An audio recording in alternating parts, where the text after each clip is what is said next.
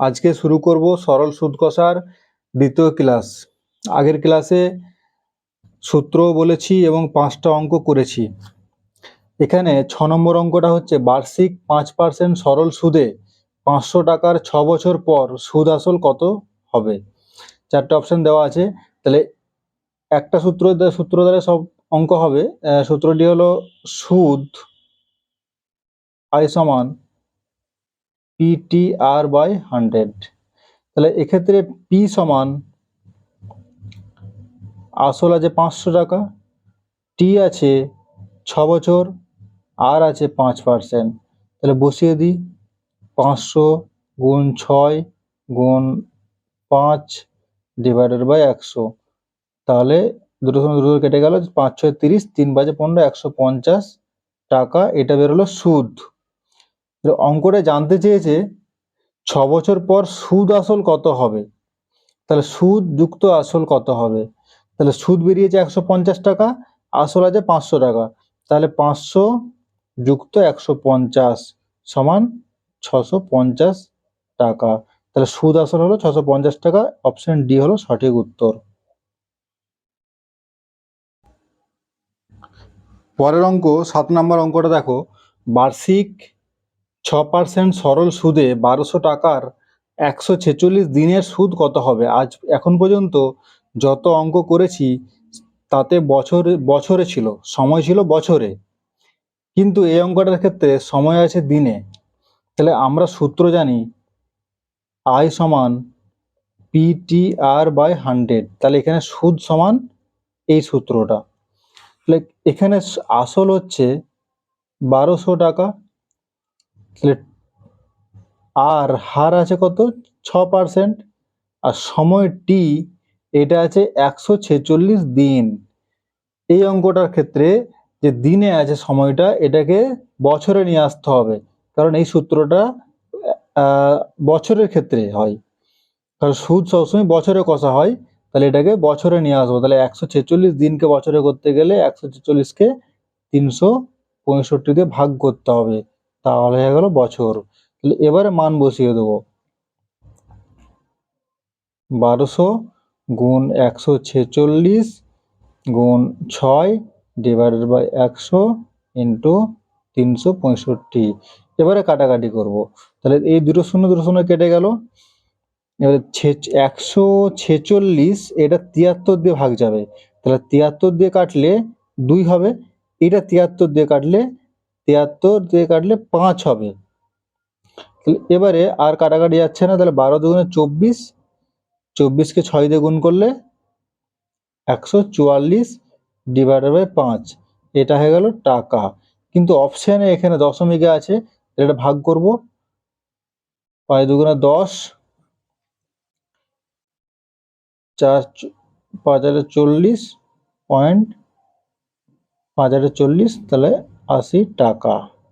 তাহলে এটা হয়ে গেল সুদ। তাহলে অঙ্কটাই বলেছে 146 দিনে সুদ কত হবে। তাহলে হবে 28 টাকা 80 পয়সা, অর্থাৎ অপশন এ সঠিক উত্তর।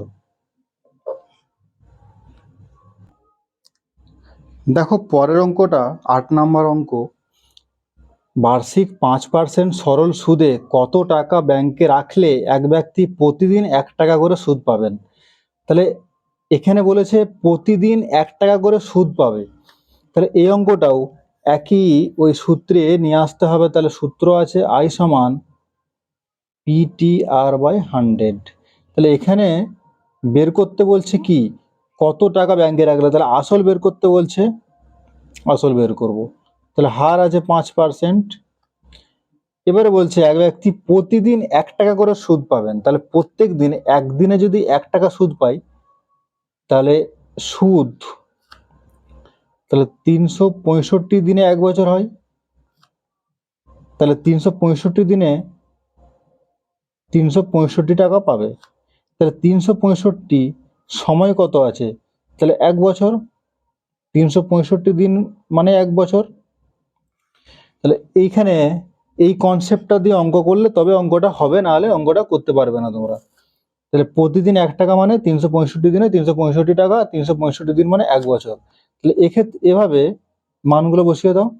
তাহলে পি সমান 100 I into 100 divided by T into R সমান আই আছে 365 টাকা, 100, টি আছে 1 বছর, আর আছে 5%।